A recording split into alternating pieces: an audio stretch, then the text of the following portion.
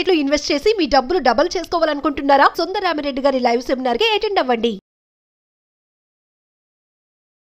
నమస్తే రమ్మగారు. నమస్తే జయ. దసరా నవరాత్రి స్పెషల్ నైవేద్యాలు చేస్తా ఉన్నాము. నాకు వంటకాలే వస్తుంది రమ్మగారు. వంటలు చేసి చేసి చేసి మన ఇద్దరు నైవేద్యం చేస్తా ఉన్నాం. మరి ఈ రోజు ఏం చూపిస్తున్నామండి? శాఖ అన్నం చేద్దాం. శాఖ అన్నం అంటే శాఖములు అంటే కూరలు రకరకాల కూరగాయలు వేసి వండేది.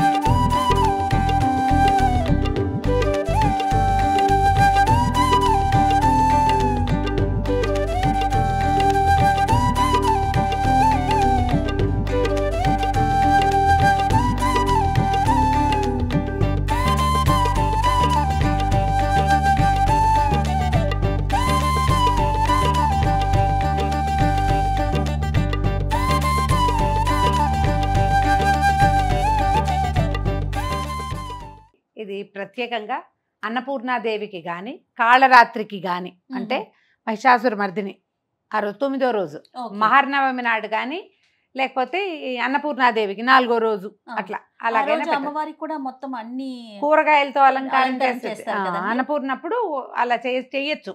అంటే మనం ఏమన్నా శాకంబరిగా మనం అలంకరించవచ్చు అమ్మవారిని. మన పద్ధతి ప్రకారం చేసుకోవచ్చు. ఈ శాఖ అన్నాన్ని ఈ రోజున కానీ ఆ రోజున కానీ పెట్టుకోవచ్చు. దీని ఏంటంటే ఒట్టి కూరలతోటి ఇది వరకు తీగూర అని చేసేవాళ్ళు. తీగూర అంటే ఇది ఎప్పుడు చేస్తాము? సంక్రాంతి రోజుల్లో గుమ్మడికాయ అన్నీ కలిపి కలగూర తీయగూర అలా చెప్పేవాళ్ళు. మనం కూరగాయల పులుసులో ఎక్కువగా అక్కడ దప్పలం కొంచెం చిక్కగా ఉండేలాగా అలా చేసేవాళ్ళు. దీన్ని అన్నంతో కలిపి శాఖములే అన్నంలో వేసేది. ఇప్పుడు సార్ట్ ఆఫ్ బిర్యానీ అనుకుందాం. కానీ మసాలాలు ఉల్లిపాయలు వెల్లుల్లిపాయలు ఏమీ లేకుండా చింతపండు పులుసుతోటి మనం సాంబార్ అన్నంలాగా చేసి నివేదన చేయొచ్చు. ఇదేంటంటే మంచి బలవర్ధకమైన ఆహారంగా చెప్తారు. బోల్డని కూరలు పప్పు అన్నీ పడతాయి. తర్వాత ఇందులో రకరకాల గింజలు వేసుకోవచ్చు. చక్కగా నెయ్యి తాలింపు వేస్తాం. నెయ్యి వేసి అమ్మవారికి నివేదన చేసుకోవచ్చు. ఒకసారి స్టార్ట్ చేసే ముందు ప్రాసెస్ ఒకసారి చెప్పండి రమ్మగారు. మనం అన్ని రకాల కూరగాయలు వేసుకోవచ్చు. చేదైనవి అవి మానేయాలంతే. అంటే కాకరకాయలు అవి లేవు. సొరకాయ గుమ్మడికాయ తర్వాత ఏమో కొన్ని బెండకాయ ముక్కలు కొన్ని వంకాయ ముక్కలు ఒక అరటికాయ తర్వాత ఏమో దుంపలు బంగాళదుంపలు చామ దుంపలు చిలకడ దుంపలు తర్వాత అరటికాయ ఇవి వీటితో పాటు బీన్స్ చిక్కుడుకాయలు అలా ఇన్ని రకాల కాయగూరలు అన్ని తలా రెండు అన్ని ముక్కలు చాలా కనిపిస్తున్నాయి చూడు. ఎక్కువ లేవు. అన్ని రకాలు పెట్టని తక్కువ. ఒక టమాటా తర్వాత తోటకూర కాడలు దొరికితే అవి కూడా వేస్తే ఒక 2 ములక్కాడలు వేసుకోవచ్చు. ముల్లంగి మన ఇంట్లో ఎవరికైనా పడకపోతే మానేండి. పడితే కనుక ఒక ముల్లంగి ముక్క కూడా వేసుకోవచ్చు. కాస్తంత కరివేపాకు కొన్ని పల్లీలు కానీ బఠానీలు కానీ ఇవన్నీ నానబెట్టి పెట్టుకోండి. తర్వాత మనం ఎంత చేయదలుచుకున్నామో అంతకి బియ్యము సగానికి తక్కువగా కందిపప్పు. ఒక గ్లాస్ బియ్యం అంటే ఒక చిన్న కప్పు బియ్యం అనుకోండి. హాఫ్ కప్ కంటే తక్కువ 2 గింజలు తక్కువగా కందిపప్పు కడిగి పక్కన పెట్టండి. ఇప్పుడు మనం సుమారుగా ఈ ప్రెషర్ ప్యాన్ అనుకుందాం. ఇంత చేయదలుచుకుంటే కనుక మనం ఏం చేయొచ్చు అంటే అంత చింతపండు నానబెట్టుకోవాలి. ఒక నిమ్మకాయ అంత చింతపండు నానబెట్టుకోండి. మనం 1 కప్పు బియ్యం వేయదలుచుకున్నాం అనుకోండి కనీసం 4 లేదా 5 కప్పుల నీళ్లు పోసుకోవాలి. 5 కప్పుల నీళ్లు చింత పులుసు అనమాట. చింతపండు పులుసు. దీనికి సాంబార్ పొడి రెడీగా ఉంటే చేసుకోండి పెట్టుకోండి. అది లేదా కొంచెం పప్పులు వేయించి మన ఛానల్లో సాంబార్ పొడి సింపుల్ పులుసు పొడి ఈ మెథడ్ ఉంది కనపడుతుంది. పులుసు పొడి ఎలా చాలా సింపుల్. కొద్దిగా ఒక్కొక్క స్పూను కందిపప్పు మినపప్పు శనగపప్పు 3 పప్పులు ఒక 5-6 స్పూన్ల ధనియాలు 1 స్పూన్ జీలకర్ర ఒక 1/2 స్పూన్ మెంతులు 1/2 స్పూను మిరియాలు 1/2 స్పూను బియ్యం ఇన్ని ఎండుమిరపకాయలు 10 మొత్తం వేయించేసి మెత్తటి పొడి కొట్టి పట్టుకోండి. ఇదే పులుసు పొడి. ఆ పొడి వేసుకుంటాం అనమాట.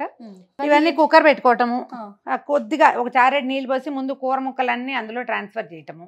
తర్వాత ఏమో మనం బియ్యము పప్పు కడిగి పెట్టుకున్నాముగా బియ్యము పప్పు ఈ పల్లీలు ఒకవేళ ఉడికిన బఠానీలో పచ్చి బఠానీయో నానబెట్టినవి ఏమైనా ఉంటే అవి మొత్తం ఇందులో ట్రాన్స్ఫర్ చేయటం. దాంతోపాటు మనం ఏం చేస్తాం కడిగి పెట్టిన బియ్యం పప్పు వేసేసి చింతపండు పులుసు చక్కగా పిసికేసి మనం ఎన్ని గ్లాసులు పోస్తాం 4.5 కనీసం పోసుకోవాలి కదా.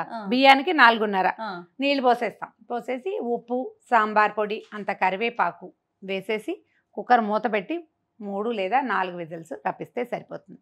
మన కుక్కర్ అంటే వచ్చేస్తుంది అనుకో 4, లేదు కొంచెం స్లో కుక్కర్ పాత పడింది అనుకోండి 2.5 విజిల్స్. 3వ విజిల్ రాగానే టక్కిని కట్టేయండి. ఓకే. చల్లారాక మూత తీసి చక్కగా నెయ్యి వేసి అంత పోపు కనుక పైన పెట్టేసి అంత కొత్తిమీర వేస్తే కదంబ సాదం రెడీగా ఉంటుంది. దీన్ని కదంబం అంటాం ఎందుకంటే మల్టిపుల్ కూరలు పడతాయి కాబట్టి. పులుసు అన్నం అనుకోండి, శాఖ అన్నం అనుకోండి, సాంబార్ అన్నం అని మీరు అన్న కదమ్ము చాలా బాగుంది, కానీ ట్రెడిషనల్ గా అనిపిస్తుంది. కదంబం సాంబార్ అన్నము అంటే అదేదో దీనిలాగా ఉంది కదా. కదంబం అనగానే అమ్మవారికి కదంబ సాదాన్ని మనం నివేదన చేస్తాం. సూపర్ రమ్మగారు, స్టార్ట్ చేసేద్దాం. ఆన్ చేసామా? కొద్దిగా నీళ్ళు పోయి కొద్దిగా ఒక చిన్న గ్లాస్ నీళ్ళు పోయండి. నీళ్ళు పోసాక ఏం చేద్దాము, దీంట్లో ఒక చిటికెడు పసుపు వేద్దాం. ఓకే, మనం తరిగి పెట్టుకున్నాం రకరకాల కూరగాయలు. నేనేం చేస్తానంటే ఇది పొయ్యి మీద పడేసి ఒకటి తరిగి వేసేస్తానన్నమాట. ముందు మనం ఏర్పాటుగా చేసాం కాబట్టి ఇన్ని తరిగి పెట్టుకున్నాం. కొంచెం కాగనిస్తారా? ఏం అక్కర్లా, వేసేసుకోవచ్చు. నేను చూడండి బీన్స్ వేస్తున్నాను. ఏవైనా అన్నీ ఇన్ని చాలండి, ఎక్కువ ఏం అక్కర్లేదు. 2 బెండకాయలు కూడా ఇందులోనే ఉన్నాయి. తర్వాత బెండకాయలు 2 ఉన్నాయి. ఎక్కువ జిగురు వస్తుంది, అంత కాకుండా ఊరికే 2 రుచి కోసం వేసుకోవాలంతే. చిక్కుడుకాయలు ఉన్నాయి. తర్వాత ఒక సొరకాయ ముక్కలు కాసినాయి. ఒక క్యారెట్, బీట్రూట్ వేస్తే రంగు మారుతుంది, వేయబోకండి. తర్వాత ఇదిగో చిలకడ దుంపలు, ఇవేమో ఆలుగడ్డలు, తర్వాత చిలకడ దుంప ముక్కలు, ఇవి చామదుంపలు. పచ్చిమిర్చిని చిన్న ముక్కలు చేయొద్దు, ఊరికే ఒక ఘాటు పెట్టి పడేయండి. అప్పుడు ఏమవుతుందంటే దాన్ని రుచి వస్తుంది కానీ అది కలిసిపోకుండా ఉంటుంది. మనం నివేదన చేసిన తర్వాత వడ్డం చేసేటప్పుడు కాయ కనపడుతుంది చూడండి, ఇట్లా కనిపిస్తుంది కదా, దీన్ని అలాగా తీసి పక్కన పెట్టుకోవచ్చు. ఒక టమాటా వేస్తున్నాను. ఓకే, ఇప్పుడు ఏం చేస్తున్నానంటే ఇక బియ్యము కందిపప్పు కడిగాను కదా, అది వేసేస్తుంది. ఎక్కువ బియ్యం చాలా ఏం చేయక్కర్లేదు జయ, ఒక చిన్న కప్పు వేసినా కూడా బోల్డ్ అయిపోతుంది. కూరగాయలన్నీ ఉన్నాయి కదండి, చాలా ఉన్నాయి కదా. ఉప్పు వేస్తే పప్పు ఉడకదు అలాంటి అనుమానాలు పడకండి, చక్కగా ఉడికిపోతుంది. ఇది కుక్కర్ కదా. పులుసు పొడి ఏది ఉంటే అది. ఓకే, ఇవి 1కి 4 లేదా 4.5 కొలత పెట్టుకున్నాం కదా. అవునండి. ఈ పులుసు నీళ్లు పోసేద్దాం. చింతపండు పులుసు కొంచెం పలచగా తీసి పెట్టుకోవాలి అంతే. ఓకే.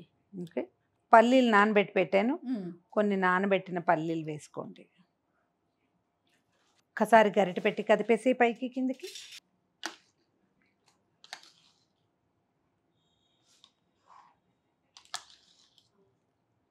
మంచి ఫ్రెష్ కరివేపాకు తుంచి దీంట్లో పడేయండి.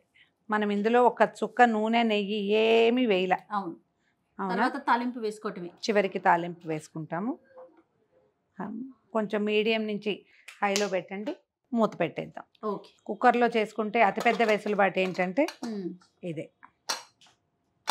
చిన్న కుక్కరే ఫుల్గా ఉంది కాబట్టి 3 విజిల్స్ రాగానే ఆపేసేయచ్చు. ఓకే అండి. ఓకే,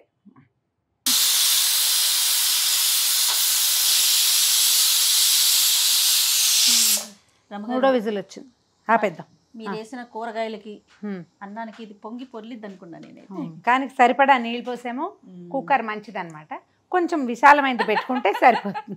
మరి ఇంకదేగా చెప్పాలి, బంగారు కుక్కర్, అందుకని మాట బంగారు కుక్కర్ అండి, అందుకని కుక్కర్ మంచిది అని చెప్పి ప్రమోషన్ చేసుకుంటున్నారు చూడండి. ఇంకా అయిపోయినాక మనం తాలింపు వేసుకోవటం రమ్మగారు. ఇది చల్లారంగానే దీంట్లో తిరగమాత పెట్టడము, కొంచెం కొత్తిమీర వేసుకోవటము, నివేదన చేసుకోవటం అంటే. ఇప్పుడు చూడు పచ్చిమిర్చి తీసేయచ్చు అని చెప్పైనా పచ్చిమిరపకాయ పైకి వచ్చేసింది చూడు. దీనికి ఏం చేయాలంటే మూకుడు పెట్టుకుని కొంచెం కొద్దిగా నూనె మరి కాస్త నెయ్యి వేసి చిన్న తాలింపు వేసి దీని మీద వేసేస్తే సరిపోతుంది. చాలా పోయి ఏం కదా, చాలు. నూనె నెయ్యి వేయండి, నెయ్యి వేస్తేనే బాగుంటుంది. దీంట్లో మీరు జీడిపప్పులు కూడా వేసుకోవచ్చు. మళ్ళీ పులిహార పప్పులాగా అక్కర్లేదు. సాంబార్ తిరగమాత పెట్టుకుంటాం కదా, మెంతులు, మినపప్పు, ఆవాలు, కొంచెం జీలకర్ర అవి వేసి కాస్త ఇంగు వేయటము, తాలింపు వేసుకోవటం, కాస్త కొత్తిమీర కట్ చేసి పైకి పరిచేసి దీన్ని ఎట్లా చూడు ముక్కలన్నీ పైకి వచ్చినాయి కదా, తిరగేస్తే ముక్క చెక్క కిందకి వెళ్ళిపోతాయి. నా మెథడ్ ఏంటంటే పచ్చిమిర్చి వచ్చేస్తుంది. అమ్మవారి నివేదనకైతే తాలింపు మొదటే వేసేస్తా కుక్కర్లోనే, మామూలుగా మనం విడిగా చేసుకునేటట్టయితే ఈ 2 పచ్చిమిరపకాయలు తీసి పక్కన పెట్టి తిరగమాత పెట్టేస్తాను. ఓకే. కొత్తిమీర వేస్తున్నాను దీని మీద.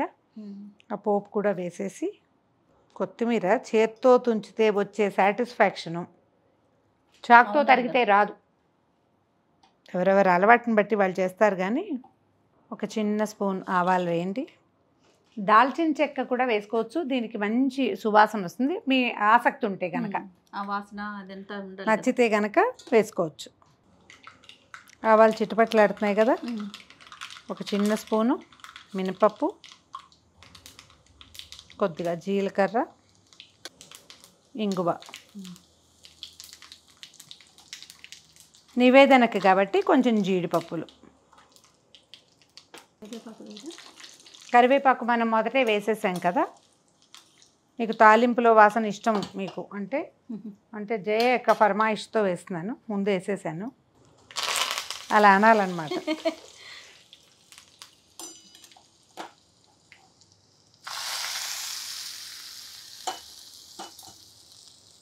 ఒకసారి పెద్దగిరుతుంది కదా లేదా కలిపేసి ఇది లోపలికి పోపు వాసన పోకుండా. చూసావా లూజ్గా కనపడుతుందా? అవునండి. పప్పు చక్కగా ఉడికిపోతుంది. దీనికి ప్రధానమైన పద్ధతి ఏంటంటే పప్పు బియ్యం ముందు నానబెట్టుకోవాలి. అవును. నానిన పప్పు చక్కగా బాగా ఉడుకుతుంది, కలిసిపోతుంది. ఒక ప్రసాదాలకే కాదు రమ్మగారు, వంటకి కూడా పప్పు ఎప్పుడు కానీ తిన్న నానబెట్టుకుంటే. అంటే ఒక మెథడ్ కూడా ఉంది జయ. ఆరోగ్య రహస్యం ఏంటంటే కందిపప్పు వీటికి ఆ పైన ఒక రకమైన పొట్టు ఉంటుంది.